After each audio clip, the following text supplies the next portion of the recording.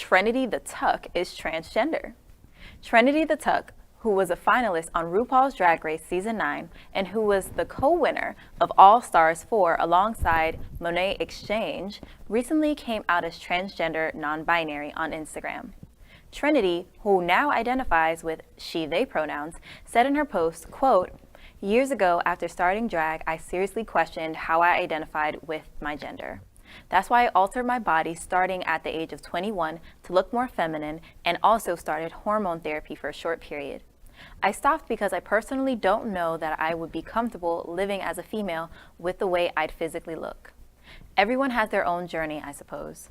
I've spoken with many of my friends who are trans to get their thoughts and insights over the years. I still don't know where my journey will take me, but I am trans envy. I wanted to share my feelings in hopes that others who felt like me would know they aren't alone. Sending out love. I hope it finds you." End quote. I think it's amazing to have more representation of the community, as well as the fact that she found who she was in drag, and a lot of people sometimes I think take that for granted, that you can find who you are just by doing things that you love and expressing yourself and your gender identity. So kudos. And what I love about RuPaul and shows like it is that it gives people a platform to tell their truth, and that's how you win, by knowing someone who's trans. That's how we won marriage equality, because people just knew gay people, the people who were already around them. So I think this is a great step. Mama Ru does it again, providing a safe space for her queens.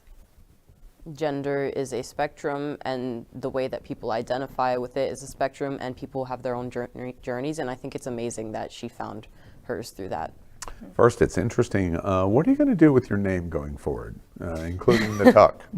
But the one thing that I really love about this story and her words is, I was unsure. It is completely all right to be unsure in your gender identity.